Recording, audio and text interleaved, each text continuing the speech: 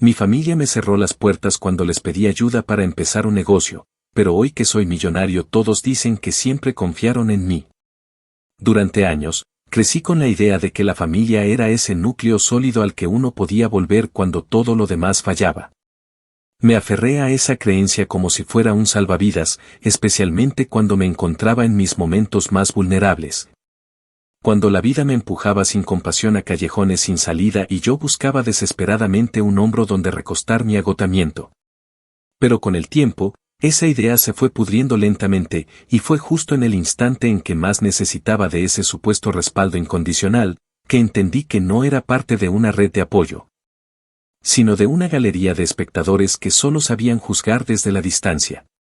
Todo comenzó hace unos 8 años, cuando, después de haber renunciado a un trabajo mediocre donde llevaba meses aguantando gritos, jornadas sin descanso y un salario que apenas me alcanzaba para cubrir lo básico, me armé de valor y decidí perseguir un sueño que me venía rondando la cabeza desde hacía tiempo: abrir mi propio negocio de repostería. La idea no salió de la nada. Desde que era adolescente, hornear había sido mi manera de escapar, de encontrar calma entre el caos. Las recetas de mi abuela, esos domingos de bizcochos improvisados, las galletas que llevaba al colegio y que todos devoraban antes del recreo, había algo ahí que me decía que si alguna vez hacía algo por mí, debía ser eso. Cocinar, crear, alimentar. Pero no desde el cansancio de una cadena de montaje o una cocina ajena, sino desde mi propio espacio, con mi nombre y mi historia.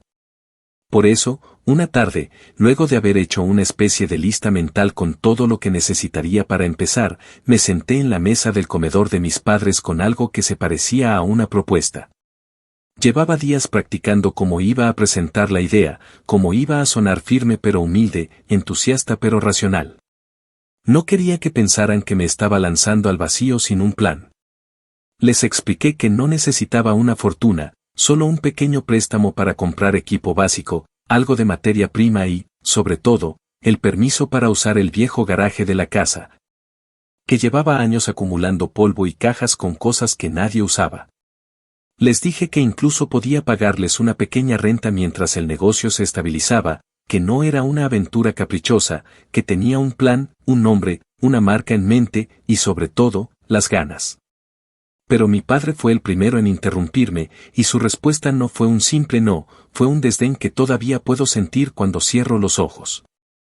Se rió sin molestarse en disimular y dijo que las tortas no pagaban facturas, que ya era hora de buscar un trabajo de verdad, no jugar a los negocios como si la vida fuera una feria. Mi madre se quedó en silencio al principio, con esa expresión tensa que siempre usaba cuando no quería contradecir a mi papá, y cuando finalmente habló fue para decir que el garaje estaba lleno de cosas importantes, que no podíamos simplemente moverlas porque sí, que además los olores de la repostería podrían atraer bichos o molestar a los vecinos. Mis hermanos, por su parte, ni siquiera fingieron apoyar. Se burlaron abiertamente. Uno de ellos incluso me dijo que si lo que quería era regalar comida, que mejor se la diera a ellos, que al menos se la comerían sin quejarse, aunque ni eso era verdad. Porque cuando les ofrecí una muestra de mis bizcochitos de nuez, uno de ellos hizo una mueca de asco apenas lo probó y lo dejó sobre la mesa como si fuera basura. Salí de esa casa sintiéndome más pequeña de lo que jamás me había sentido. No solo por la negativa, sino por la forma en que lo dijeron, como si yo fuera una niña malcriada jugando a ser adulta. Como si el hecho de tener una pasión fuera una especie de enfermedad que debían curarme a base de burlas y rechazos. No lloré en ese momento, pero me temblaban las manos. Y esa misma noche, sola en el apartamento minúsculo que alquilaba en un barrio lejos de todo, me repetí a mí misma algo que se convirtió en mi mantra durante años: si no creen en mí, que no me estorben. Pero un día voy a hacer que se arrepientan de cada palabra. Fue ahí donde nació la verdadera versión de mí misma. No la que horneaba por hobby, no la que buscaba aprobación familiar, sino la que iba a construir algo desde cero, así tuviera que quemarse las manos en el proceso. Y aunque en ese momento no sabía cómo iba a lograrlo, tenía claro que no volvería a pedirles ni un solo favor. Porque la próxima vez que mi familia escuchara mi nombre relacionado con el negocio, sería por boca de otros, no porque yo les rogara su validación. Y cuando llegara ese día, ellos tendrían que tragar cada palabra con la misma ligereza con la que me despreciaron. Actualización 1. Pasaron un par de meses después de aquel portazo simbólico de mi familia y, aunque al principio me costó mantenerme de pie sin tambalearme, hubo algo dentro de mí que se endureció. No fue un endurecimiento amargo, no todavía. Era más bien como si por fin entendiera que nadie más iba a salvarme, que si quería cumplir ese sueño de tener mi propia repostería, debía levantarla desde los cimientos sin esperar que alguien más viniera a sostenerme la escalera. Así que empecé por lo más básico, buscar dónde podía hornear. Mi apartamento era demasiado pequeño y el horno funcionaba a medias, sin contar que apenas tenía espacio para moverme. Entonces me acordé de doña Rosa, una vecina que vivía 3 pisos más abajo, una señora viuda que siempre había sido amable conmigo y que, de vez en cuando, me daba galletas cuando pasaba frente a su puerta. Una tarde me armé de valor y bajé a tocarle. Le expliqué mi situación, le hablé con la verdad, sin adornos, y le pedí si por las noches podía usar su cocina. Le prometí que sería respetuosa, que dejaría todo limpio, que incluso le dejaría algo de lo que hiciera para que lo disfrutara. Me miró en silencio un rato que se me hizo eterno, y luego simplemente dijo, si eres tan terca como yo lo fui a tu edad, no te voy a detener. Pero si usas mi cocina, quiero que uses mi horno como si fuera tuyo, ¿entendido? Fue un sí sin rodeos, sin promesas falsas, y significó muchísimo para mí. Desde entonces, cada noche que ella salía a trabajar como recepcionista nocturna en una clínica cercana, yo bajaba con mis ingredientes envueltos en bolsas recicladas, con mis batidores manuales, con mis cuadernos llenos de recetas anotadas a mano. Pasaba horas allí, experimentando con texturas, corrigiendo sabores, aprendiendo a leer la temperatura del horno sin necesidad de un termómetro porque el viejo electrodoméstico ya no marcaba nada en la perilla. Hubo semanas en las que apenas dormía 3 horas por noche. Me levantaba temprano para cumplir con un trabajo temporal en una librería, y en cuanto salía, pasaba por el mercado a comprar más ingredientes con lo poco que ganaba. Tenía que organizar cada centavo con una precisión de relojero. A veces me permitía lujos como una nueva bandeja para hornear, pero otras tenía que decidir entre comprar mantequilla o pagar el pasaje completo de bus y optaba por caminar. Mis primeras ventas fueron tímidas. Me hice un perfil en redes sociales y comencé a publicar fotos de los pasteles, las tartas y las galletas que salían bien, porque no todo salía bien. Hubo hornadas que se me quemaron, otras que quedaron crudas por dentro, algunas que sabían raro porque se me fue la mano con algún ingrediente. Pero aprendí.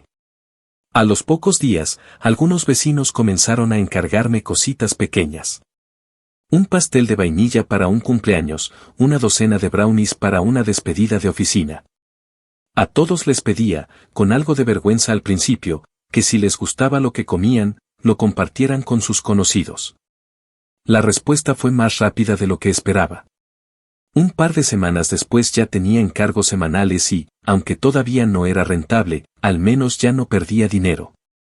Lo más difícil no era el trabajo físico, que de por sí era agotador, sino el peso emocional que sentía cada vez que me encontraba con un miembro de mi familia.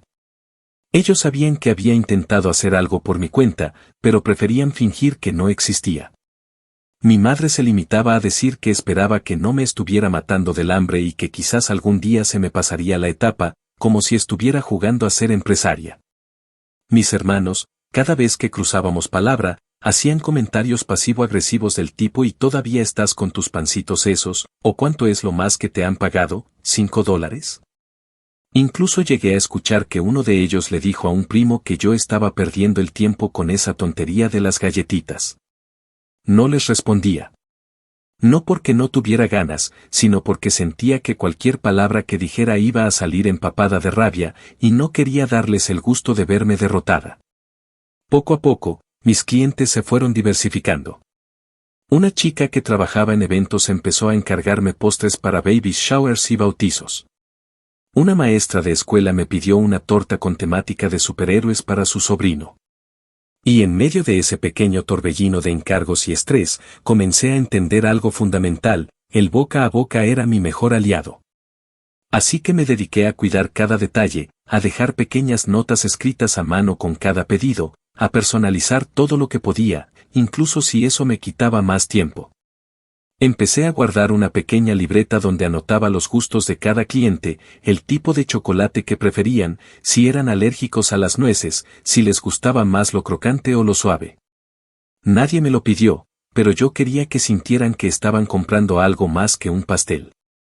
Quería que sintieran que estaban invirtiendo en alguien que los valoraba. Doña Rosa se convirtió en una especie de ángel silencioso.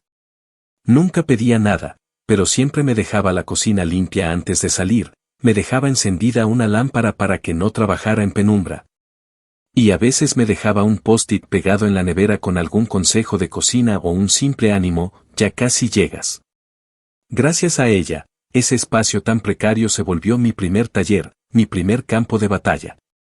Y cada vez que lograba entregar un pedido sin errores, cada vez que un cliente me escribía para decirme que todo estaba delicioso, sentía que estaba ganando una guerra sin necesidad de disparar.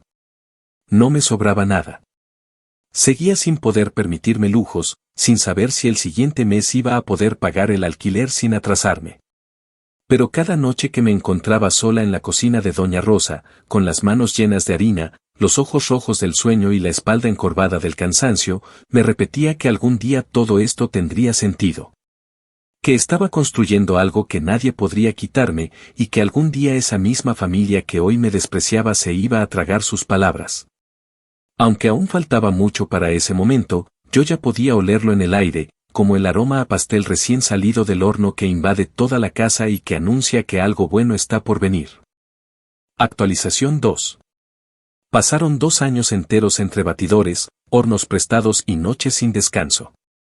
Ya no contaba los días como antes, ni las semanas en función de los lunes de pago o los domingos de descanso, porque, sinceramente, mi calendario se había transformado en pedidos. Sabía que era martes no por el periódico en la portería, sino porque ese día tenía que preparar las tartas de limón para el café del barrio que me hacía encargos fijos. Y sabía que era sábado porque siempre había alguien que quería una torta elegante para una fiesta infantil o una mesa de dulces personalizada para una quinceañera. Empecé a vivir así, entre encargos que crecían, postres que se perfeccionaban, clientes que regresaban con sus amigos del brazo diciendo prueba esto, te vas a enamorar. Pero aún así, todo seguía siendo casero, pequeño, casi clandestino, como si mi negocio se aferrara a las sombras y se negara a salir a la superficie, aunque ya mereciera un lugar al sol. Un día cualquiera, mientras revisaba mensajes en el celular y hacía cuentas mentales para ver si podía comprar una batidora industrial de segunda que había visto publicada en un grupo de Facebook, recibí un correo que me hizo dudar si estaba entendiendo bien. Lo abrí varias veces, volví a leerlo, busqué en Google si la tienda que me contactaba realmente existía o si era una broma de mal gusto. Se trataba de una cafetería independiente muy conocida en la ciudad, una de esas que tienen más seguidores en Instagram que muchas marcas grandes y donde la estética importa casi tanto como el sabor. Me decían que habían probado una tarta mía en una reunión, que les había encantado y que querían saber si estaba interesada en una colaboración para incluir mis productos en su carta de postres. El susto fue tan fuerte que pasé toda la noche sin dormir, pero no por ansiedad negativa, sino porque la emoción era tan abrumadora que no podía dejar de imaginar cómo se vería mi nombre al lado del suyo. A la mañana siguiente, respiré hondo, me tomé un café fuerte y contesté el correo con el corazón latiéndome en la garganta. Fingí confianza, redacté con educación, pedí una reunión para discutir detalles. Lo hice todo como si llevara años en el rubro formal, como si supiera perfectamente cómo se manejaban ese tipo de acuerdos. La verdad es que no tenía ni idea. Pero me presenté igual. Me senté con el dueño y con una gerente de operaciones en una mesa demasiado moderna para mi ropa sencilla, y les hablé de mis recetas, de mis procesos, de cómo cada postre estaba hecho uno por uno. Con ingredientes reales y sin atajos. Y para mi sorpresa, no solo no me descartaron, sino que me ofrecieron una pequeña vitrina dentro del local para que vendiera exclusivamente mis productos. Eso cambió todo. De repente, ya no era solo la chica que hornea desde casa, sino una colaboradora visible de un espacio de alto tránsito, donde cientos de personas probarían mi trabajo sin conocerme, solo dejándose llevar por el sabor. Con el primer cheque que me dieron por las ventas del primer mes, no compré ropa ni salí a celebrar.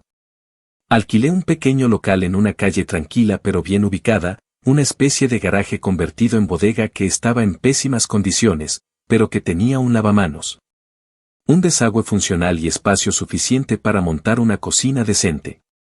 Me pasé días enteros lijando, pintando, arreglando cables, desinfectando, pegando estanterías y acondicionando todo con las propias manos. A veces doña Rosa venía a ayudarme, sin decir mucho, solo aparecía con guantes y trapos, como si supiera que su silencio era la mejor compañía. Ese lugar se convirtió en mi primer taller formal. No era una tienda, no tenía vitrinas hacia la calle ni un cartel con luces, pero era mío. Compré mi primera batidora profesional, un horno con capacidad para bandejas grandes y una mesa de trabajo de acero inoxidable. Me acuerdo perfectamente de la primera vez que trabajé allí hasta las 3 de la mañana, sola, con la radio bajita y una sensación en el pecho que no se parecía a nada. Por primera vez, sentí que había cruzado una frontera invisible, esa que separa a los que sueñan de los que lo intentan en serio. Las ventas comenzaron a escalar. No fue una explosión, pero sí un ascenso constante. En el café me pedían más unidades cada semana. Empecé a recibir correos de organizadores de eventos, de escuelas, de pequeñas empresas que querían dar un detalle a sus empleados. Abrí una cuenta de Instagram solo para el negocio, y para mi sorpresa, en menos de 6 meses ya tenía miles de seguidores. Empezaron a llegar mensajes de otras ciudades preguntando si hacía envíos, si podía participar en ferias, si tenía cursos. Y ahí fue cuando decidí registrar la marca. Escogí un nombre que había pensado desde aquella primera noche llorando en mi apartamento, Delicias de Laura. Porque quería que cada cosa que hiciera llevara implícito el camino que recorrí para llegar allí. Mientras tanto, mi familia seguía completamente al margen de todo. No me preguntaban cómo me iba, no me llamaban para saber si necesitaba algo, y cuando coincidíamos en reuniones familiares, que evitaba con cada vez más frecuencia. Hacían como si todo eso fuera un juego que en algún momento se me pasaría. Recuerdo que una vez, en el cumpleaños de mi madre, llevé una torta sencilla de chocolate y fresas, y mi hermano mayor, apenas la probó, dijo algo como bueno, ya está más decente. ¿Le copiaste la receta a alguien o fue suerte esta vez? Nadie se rió, pero tampoco lo corrigieron. Yo simplemente sonreí y guardé silencio, pero por dentro me prometí que un día esa lengua sarcástica se tragaría cada palabra.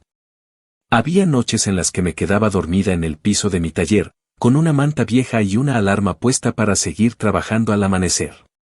El cansancio me trituraba los huesos, pero cada encargo cumplido, cada mensaje de satisfacción, cada foto que me mandaban con los postres servidos en celebraciones especiales, me recordaban que estaba donde tenía que estar. Y aunque todavía estaba lejos de tener estabilidad total, sabía que el camino era ascendente.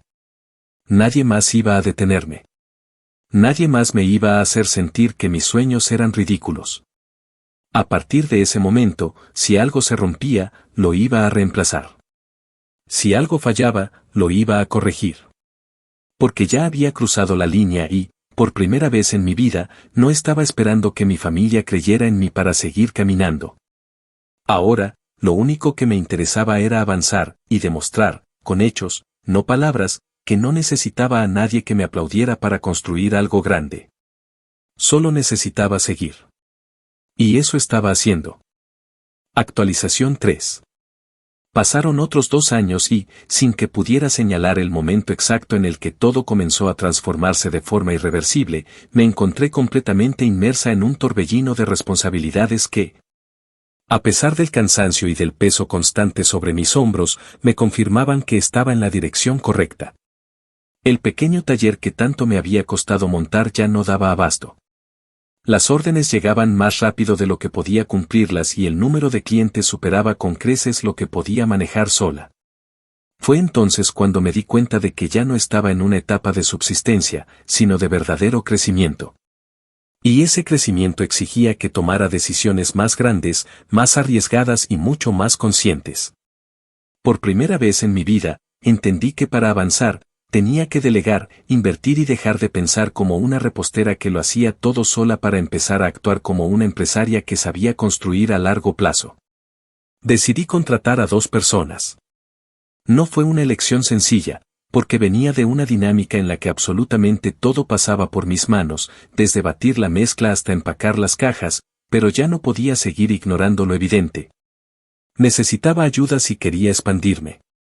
Así que después de entrevistar a varias personas, y de llevarme uno que otro chasco con gente que creía que hornear era solo seguir recetas de YouTube, encontré a Ana, una chica joven con experiencia en panadería artesanal. Y a Fabiola, una mujer mayor que había trabajado por décadas como repostera en casas de familia. Las entrené con cuidado, les enseñé mis recetas, mis métodos, mi obsesión por los detalles y mi regla número 1, aquí no se entregaba nada que yo misma no sirviera en una cena importante. Una vez que el equipo estuvo en marcha, y que el flujo de producción se hizo más eficiente, empecé a mirar más allá de las paredes del taller. Me lancé a ferias gastronómicas, me inscribí en expos de emprendedores locales, participé en mercados temporales de fin de semana y, sobre todo, trabajé como nunca en el posicionamiento en redes sociales. Comencé a mostrarme más, a contar mi historia sin adornos, a enseñar lo que había detrás de cada pastel perfecto, las quemaduras en las manos, las noches sin dormir, los rechazos, el miedo. Los comienzos sin un solo centavo prestado. Y para mi sorpresa, la respuesta fue brutal. La gente no solo compraba mis productos, sino que se apegaban a la historia. Se sentían parte. Querían apoyar. Querían recomendar. Compartían mis publicaciones, me etiquetaban en sus fotos. Escribían reseñas larguísimas diciendo cómo mi pastel había sido el mejor regalo de cumpleaños o que su abuelita lloró al probar la receta porque le recordó su infancia. Empezó a pasar algo que no me esperaba, mis productos dejaron de ser solo comida y se convirtieron en emoción. En paralelo, una empresa de coworking me ofreció instalar un pequeño módulo de venta dentro de sus oficinas, y poco después, otro café en una zona más exclusiva de la ciudad pidió distribuir mis productos bajo el mismo esquema del primero. Sin darme cuenta, ya estaba operando en 3 puntos distintos, con 2 personas más trabajando bajo contrato temporal y con proveedores nuevos golpeando mi puerta cada semana. Fue entonces cuando tomé la decisión que marcó un antes y un después, asociarme con alguien. Conocí a Marcos en una charla para emprendedores donde ambos fuimos panelistas. Él venía del mundo financiero, tenía experiencia asesorando pequeñas empresas en procesos de crecimiento, y después de la charla, se me acercó con la típica curiosidad de quien ve algo con potencial. Me habló con sinceridad, sin adornos ni propuestas vacías. Me dijo que, con una buena estrategia y una inversión moderada, podíamos convertir mi taller artesanal en una empresa de verdad, con procesos estandarizados, contratos estables, cadena de suministro sólida y proyecciones de expansión para otros estados. Al principio dudé muchísimo. Me daba pavor perder el control, abrir las puertas a alguien externo, arriesgar lo que me había costado tanto construir. Pero después de varias reuniones, de revisar números, de leer contratos hasta que se me secaron los ojos, acepté. Porque entendí que si quería escalar, no podía hacerlo sola. Firmamos el acuerdo y lo primero que hicimos fue alquilar un local más grande. No era una simple cocina, era una pequeña planta de producción, equipada con hornos industriales, cámaras de refrigeración, espacio para almacenamiento y una zona de oficina. Nos tomó meses habilitarlo todo. Pintar, instalar equipos, diseñar el logo nuevo, estandarizar procesos. Pero cuando lo inauguramos, sentí que estaba viendo un reflejo de algo que había imaginado 1000 veces. Era real. Tenía personal contratado, un equipo administrativo, proveedores con contrato, un contador que hablaba en serio y una agenda de pedidos que ya no podía manejar sin un software de gestión. Y, sin embargo, mientras todo eso pasaba, mi familia seguía mirando hacia otro lado. No había llamadas para felicitarme, no había mensajes preguntando si necesitaba algo. Seguían creyendo que mi negocio era una moda pasajera. Todavía me decían en reuniones familiares cosas como la reina de los postres ha llegado o ya tienes tu propio programa de cocina o todavía no te descubre la televisión, con ese tono condescendiente disfrazado de broma. Nunca olvidé una Navidad donde llevé una caja con muestras de mis nuevos productos y mi hermano mayor, el mismo que una vez escupió una galleta mía en la mesa, dijo, entre carcajadas, que yo debía hacerme una aplicación para que los gordos ansiosos compraran con un clic. Nadie dijo nada. Mi madre solo lo miró como diciéndole que se callara, pero nadie lo corrigió en voz alta. Y yo, una vez más, simplemente me guardé el veneno en el estómago y sonreí. Porque sabía que la mejor forma de vengarme no era discutirles, sino crecer hasta que el peso de mi éxito los aplastara con la misma naturalidad con la que alguna vez me menospreciaron. Mientras tanto, seguí trabajando. Con más fuerza, con más inteligencia, con más estructura. Y aunque aún no sabía hasta dónde llegaría, ya no tenía duda de que había superado el punto de no retorno. Ya no estaba luchando por sobrevivir. Estaba construyendo un legado. Uno que ellos se habían negado a apoyar, pero que muy pronto estarían rogando que los dejara tocar. Y cuando ese día llegara, iba a estar lista para recibirlos, no con los brazos abiertos, sino con la memoria intacta. Actualización 4. Pasaron casi 2 años más desde aquella expansión en la que pasé de ser una repostera con un horno prestado a una empresaria con planta propia, y si bien los días seguían siendo largos y agotadores, el tipo de cansancio que sentía ya no venía del miedo a fracasar, sino del esfuerzo constante por sostener algo que crecía más rápido de lo que yo misma podía asimilar. Delicias de Laura dejó de ser un nombre conocido solo en ciertos círculos de clientes fieles o en pequeñas ferias de emprendedores para convertirse en una marca consolidada en el mercado local. Las colaboraciones con cafeterías se multiplicaron, la tienda en línea funcionaba las 24 horas y teníamos pedidos desde otras ciudades que requerían logística especial de envío en frío. Ya no hablábamos solo de brownies, pasteles y tartas, ahora había una línea de postres gourmet, paquetes corporativos, productos temáticos para fechas especiales y hasta una edición limitada de galletas con diseños personalizados que se agotaba cada vez más rápido. El crecimiento fue tan evidente que incluso empezamos a aparecer en medios. Un día me llamaron para una entrevista en un canal local y semanas después me invitaron a una charla para jóvenes emprendedores organizada por una universidad privada. Yo, que durante años había sido ignorada incluso por mis propios padres, ahora estaba compartiendo escenario con expertos, con inversores, con figuras reconocidas del mundo empresarial. Aprendí a hablar con propiedad sin dejar de ser yo, a contar mi historia sin necesidad de adornarla ni minimizar el rechazo que vivía al inicio. Nunca lo convertí en un discurso de lástima, pero tampoco oculté lo que era, una verdad incómoda que muchos no querían oír, pero que para mí se había transformado en el motor silencioso de cada paso que daba.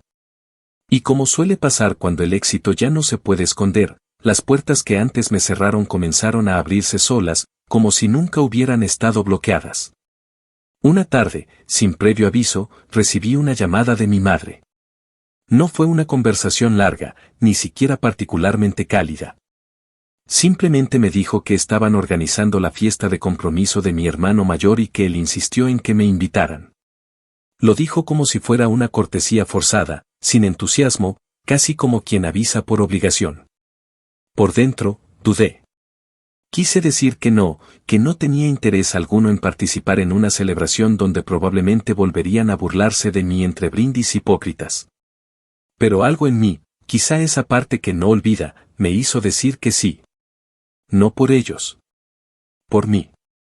Porque quería mirar a la cara a cada uno de los que se burlaron, de los que me dieron la espalda, de los que nunca creyeron, y mostrarles quién era ahora. La fiesta fue en una casa campestre alquilada a las afueras de la ciudad. Todo estaba decorado con tonos pastel, flores artificiales colgando de los techos y una banda que tocaba versiones acústicas de canciones románticas. Me presenté con un vestido sobrio, un peinado sencillo y, como detalle, llevé una caja de postres de cortesía con el logo de la empresa grabado en lámina dorada. No para regalarla como gesto humilde, sino para que supieran que había llegado alguien que ya no pertenecía al mismo mundo que ellos. Apenas entré, sentí como varias miradas se giraban. Una tía se me acercó de inmediato, toda sonrisa fingida, diciéndome que habían escuchado de mi emprendimiento y que la prima de su vecina había probado algo mío y quedó fascinada. A cada paso, alguien más parecía recordar que existía, aunque en sus ojos podía leer algo distinto.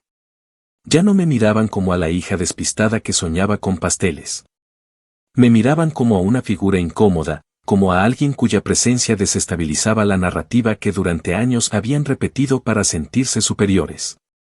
Mi madre, en un intento torpe de suavizar el ambiente, me presentó ante una de sus amigas como nuestra Laura, la exitosa empresaria que siempre supo lo que quería desde pequeña. Me costó no soltar una carcajada. La misma mujer que una vez me dijo que mi idea era ridícula y que no podía prestarme ni el horno viejo de la casa, ahora hablaba de mí como si hubiera sido mi mentora. Luego, como si nada, me tomó del brazo y, en voz más baja, me dijo que mi papá tenía una propuesta para hablar conmigo, algo relacionado con un proyecto familiar de inversión. Dijo esa frase con tanto descaro que por un segundo pensé que me estaba tomando el pelo. Pero no. Iba en serio. Quería que me sentara a escuchar como ellos, los mismos que no me dieron ni una cucharadita de apoyo cuando lo necesité, ahora tenían la brillante idea de emprender con una cafetería propia y creían que yo podía guiarlos. Aportar capital, o mejor aún, integrarlos a mi marca como socios estratégicos. No respondí en el momento. Solo asentí con una sonrisa cortés, como quien escucha a alguien hablar del clima. Pero por dentro, hervía. Me fui de la fiesta temprano, sin hacer escenas, sin dejar pistas del terremoto que me retumbaba en el pecho.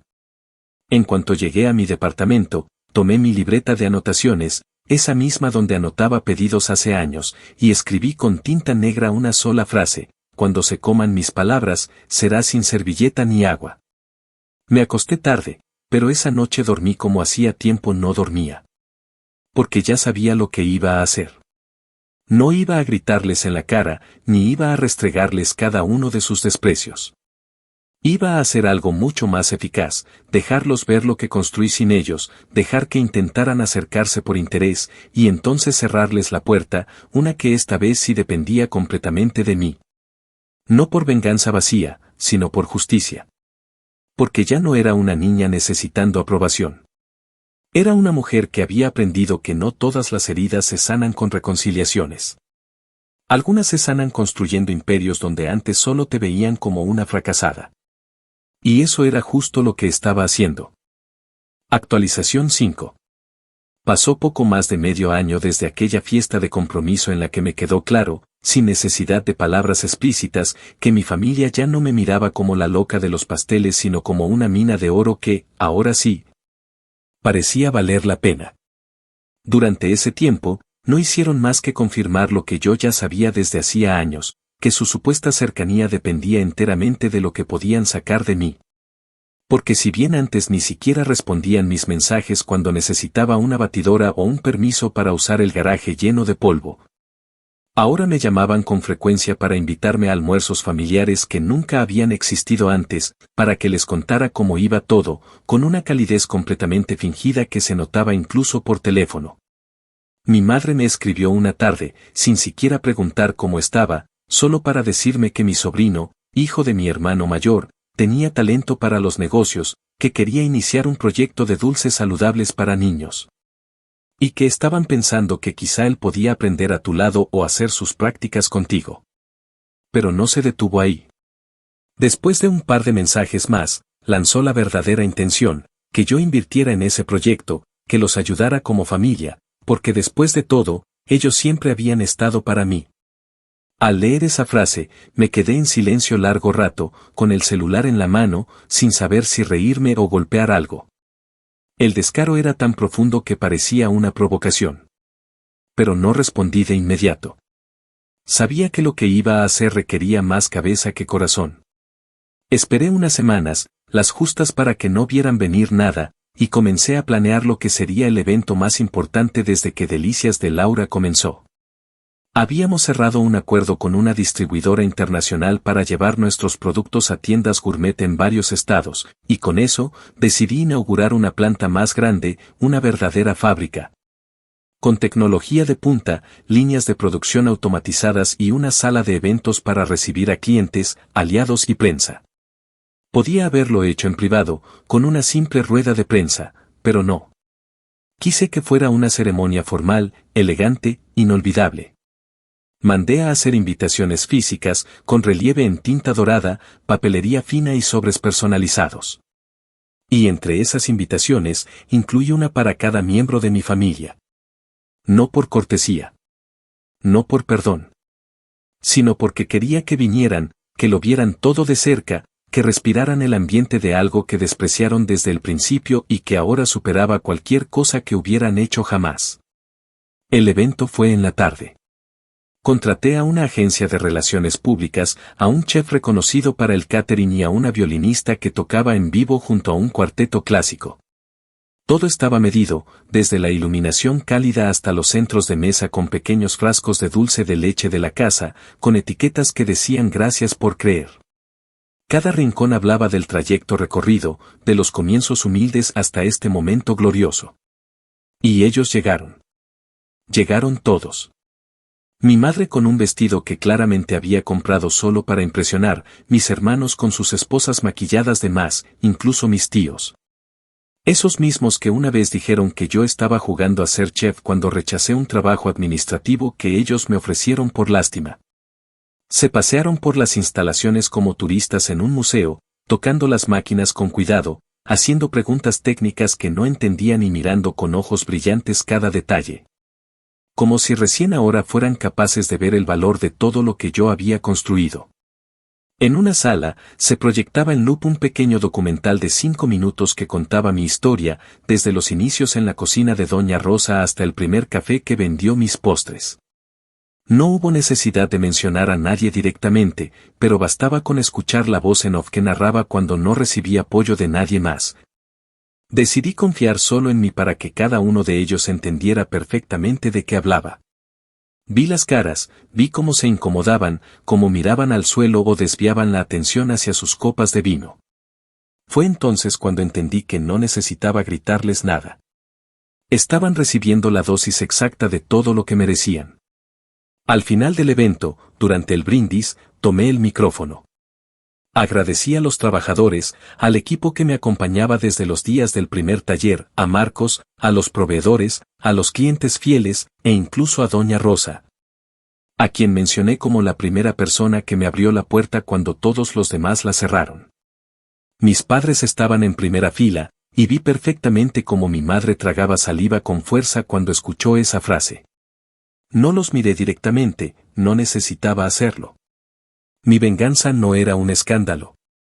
Era una exhibición de todo lo que lograron perderse por su egoísmo, por su incredulidad, por su constante desprecio a algo que simplemente no entendían.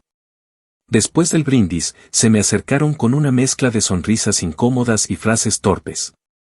Mi padre, que había pasado años sin dignarse a preguntarme cómo iba nada, dijo que esto sí era algo serio, como si antes todo lo demás hubiera sido un juego de cocina.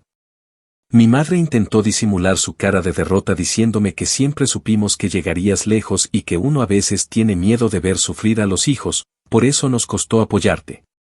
Lo dijo como quien busca redención, no porque lo sienta, sino porque ya no tiene otra forma de acercarse.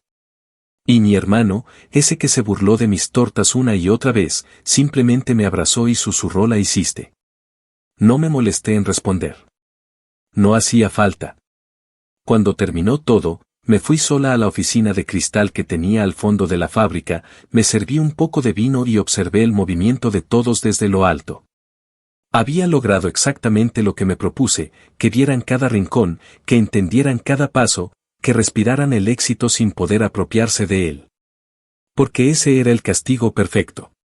No excluirlos, sino dejarlos entrar solo para que vieran cuánto valgo ahora, y cuán irrelevantes resultaron ser en el camino que me trajo hasta aquí. Actualización final.